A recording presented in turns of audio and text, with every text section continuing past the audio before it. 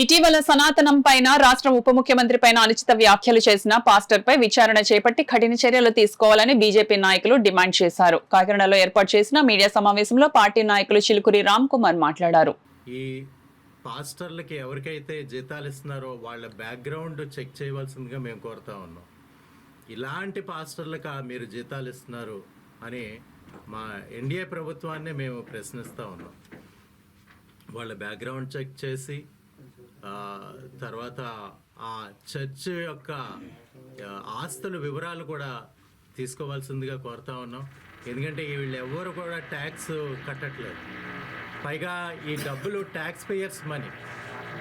ఈ ఏదైతే పాస్టర్లకు ఇచ్చే జీతాలు ఉన్నాయో ఇవన్నీ కూడా ట్యాక్స్ పేయర్స్ దగ్గర వసూలు చేసి పాస్టర్లకి జీతాలు ఇస్తున్నారు. ఆ జీతాలు మత మార్పిళ్ళ కోసం ఉపయోగపడతా ఉంది.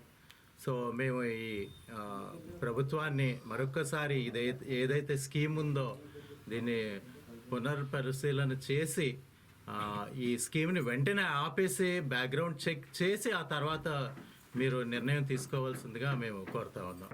ఆ ఏరియాలో హిందువులు ఎవరు ఉన్నారో అది కూడా నిరూపించుకోవాలి మీరు అందరూ కూడా. ఎందుకంటే క్రిస్టియన్స్ మేము అందరం అని చెప్పాడు. మీరు సర్టిఫికేట్స్ ప్రొడ్యూస్ చేయాలా. ప్రతి దిక్కున కూడా క్రిస్టియన్ సర్టిఫికేట్ వెరిఫికేషన్ చేయవలసిందే.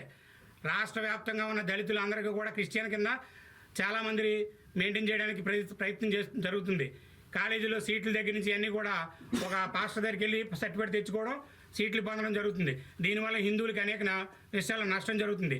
బీసీసీ సర్టిఫికేట్ ఉండవలసింది ఎవరికైనా సరే. బీసీసీ సర్టిఫికేట్ తీసుకునే అడ్మిషన్స్ కానీ పాస్టర్స్ కానీ ఎవరైనా సరే ఈ రాష్ట్రంలో క్రిస్టియానిటీ అని అంటే బీసీసీ సర్టిఫికేట్ ఉండాలి. అది ప్రదర్శించవలసిందే. బయట లేని పక్షంలో వాళ్ళు ఎవరో కూడా క్రిస్టియన్ కానీ ఏదైనా క్రిస్టియన్ పాల్గొన్న ఏదైనా దాంట్లో పాల్గొంటే కూడా వాళ్ళని బయట తీసివేయాల్సిందిగా కోరుతున్నాం. అలాగే అన్ని మతస్థుల గుడిల దగ్గర కానీ వ్యాపారాలు చేయడం మానేయండి.